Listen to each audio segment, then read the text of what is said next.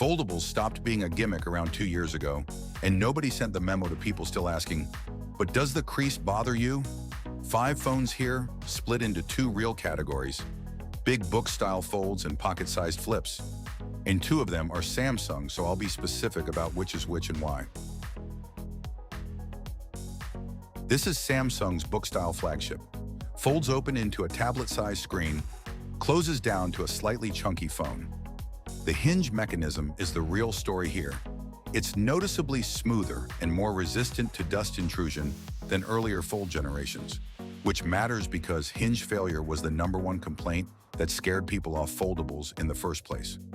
Multitasking on the open display noticeably changes how you use a phone. Running 2 full apps side by side stops feeling like a party trick and starts feeling useful for actual work. Here's the honest catch. It's heavy, noticeably more than a standard flagship, and closed screen typing feels cramped compared to a normal phone.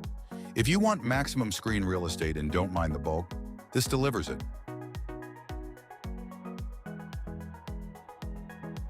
Honor doesn't get the same attention in Western markets that Samsung does, which is honestly the whole reason to pay attention here. The Magic Vi 6 is thinner and lighter than the Fold 8 Ultra above, while folding open to a comparable screen size. That's not a small engineering feat. Thinness and hinge durability usually fight each other, and Honor has closed that gap more than most competitors.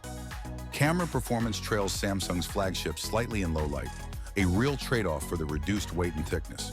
Software support and long-term update commitments are also less proven than Samsung's, since Honor simply hasn't been in this specific game as long. For anyone who wants the Fold 8 Ultra's screen size without the bulk, this is worth real consideration. Different category entirely from the 2 book folds above.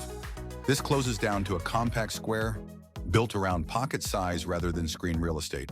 The cover screen has gotten noticeably more useful generation over generation. You can now handle notifications, quick replies, and even some full apps without unfolding the phone at all, which changes daily use more than people expect before they own one. The crease is still there when the phone's open, more noticeable on this smaller display than on the larger Fold screen. And if that bothers you visually, it's worth seeing in person before buying.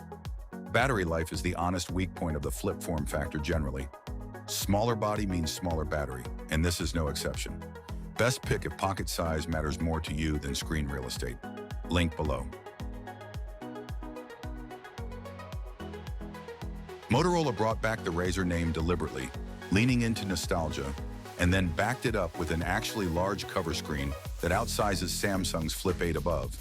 Enough real estate to run full apps without unfolding, not just glance at notifications. That's the actual differentiator worth knowing about. Build quality feels solid, though the hinge doesn't have quite the same refined resistance click as Samsung's mechanism, a minor but noticeable difference in daily use. Software updates historically lag behind Samsung's flip phones, worth factoring in if long-term support matters to you. For anyone who wants to actually use the cover screen as a real interface rather than a notification glance, this is the stronger flip pick between these 2. Bigger cover screen than the Samsung Flip above? Check update history before committing long-term. Link below. Google's approach to foldables leans hard on software rather than trying to out-hardware Samsung, and the Pixel 10 Pro Fold reflects that clearly.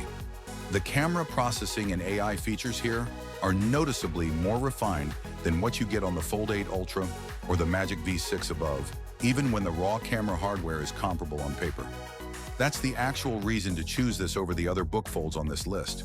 The hinge and build quality are solid but not class-leading, and if pure hinge engineering and screen size are your priority, Samsung or Honor edge it out. For anyone whose daily phone use is dominated by photography and AI features, rather than raw multitasking screen space, this is the strongest case among the 3 folds here. Best software and camera processing among the folds here, not the hinge or screen size leader. Link below. All 5 links and current pricing are below. If you own one of these and disagree with anything here, say so in the comments. Real daily use matters more than another spec breakdown.